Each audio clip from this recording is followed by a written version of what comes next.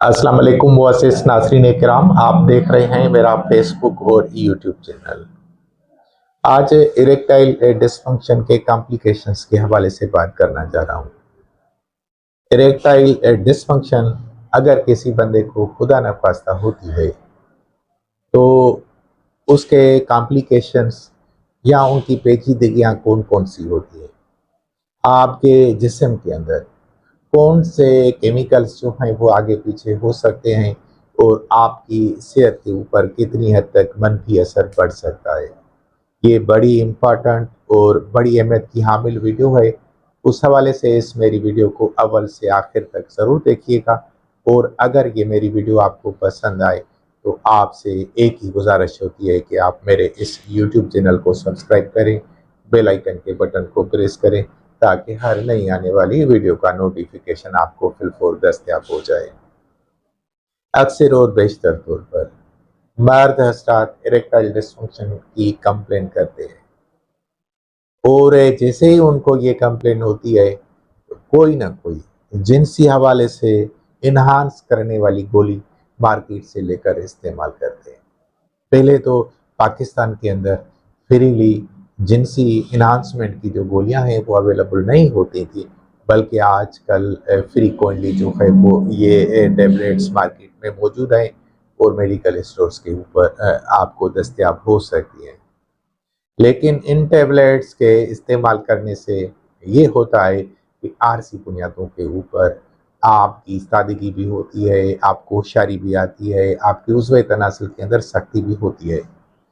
लेकिन ये सख्ती मुस्तकिलन तौर पर मौजूद नहीं रह पाती और आस्ता-आस्ता जो है वो गोली अपना असर खो देती है और फिर आप जो है वो परमानेंटली मुस्तकिल तौर पर इरेक्टाइल डिस्फंक्शन में मुब्तला हो सकते हैं।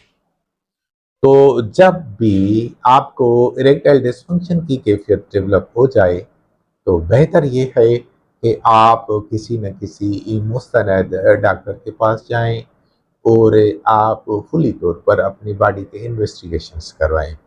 क्योंकि इरेक्टाइल डिस्फंक्शन जो है वो ऐसे ही नहीं होती। वो जिस्म के किसी न किसी उज़्व के अंदर कोई न कोई बड़ी गड़बड़ की वजह से जो है वो डेवलप होती है। तो जब तक उस बड़ी गड़बड़ को जो है वो फाइंड आउट करके उसको प्रॉपर और ठीक तरह से ट्रीट नहीं किया जा सकता है, तब तक जो है वो आपकी ये कंप्लेन जो है वो मुस्तकिलन तौर पर रहेगी, बल्कि रहेगी तो सही, लेकिन इसके और भी कॉम्प्लिकेशंस जो हैं वो डेवलप हो सकते हैं।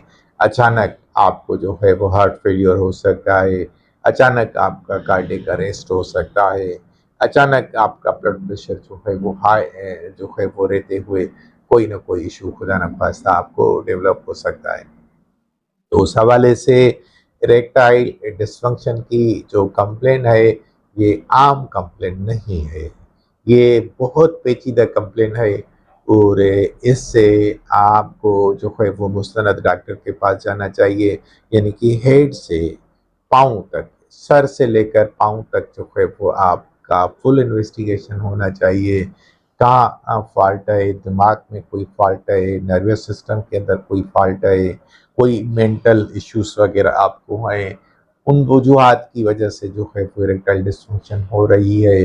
कोई ऐसी मेडिसिन्स वग़ैरह आप इस्तेमाल करते हैं, उनकी वजह से जो है वो इरेक्टाइल डिस्फंक्शन डेवलप हो रही है, या कोई ना कोई हार्ट प्रॉब्लम है, कोलेस्ट्रॉल लेवल है, ट्राइग्लिसराइड्स वगैरह हैं वो आपकी बढ़ी हुई है, या विटामिन बी12 की कमी है, या विटामिन डी3 की कमी है, या मैग्नीशियम सल्फेट की कमी है, तो ये सारे इश्यूज जो हैं वो इरेक्टाइल डिस्फंक्शन डेवलप करवाते हैं। तो उस हवाले से अगर आप अफोर्डिंग हैं और आप अपनी सेहत के ऊपर ठीक और प्रॉपर तरीके से जो है वो खर्चा बर्दाश्त कर सकते हैं, तो आपको कुछ इन्वेस्टिगेशन से करवानी चाहिए इरेक्टाइल डिस्फंक्शन को फाइंड आउट करने के लिए कि इसका काज कौन सा है, सबब किस वजह से जो है वो इरेक्टाइल डिस्फंक्शन होती है। इंशाल्लाह ताला दूसरी वीडियो के अंदर काजेज़ के ऊपर मैं बात करूंगा कि इरेक्टाइल डिस्फंक्शन के असबाब कौन से हैं और उन असबाब का सद्देबाब जो है वो किस तरीके से करना चाहिए। इंशाल्लाह ताला दूसरी वीडियो में ज़रूर मिलेंगे। अल्लाह ताला आपका हामी और नासिर हो। अस्सलाम वालेकुम।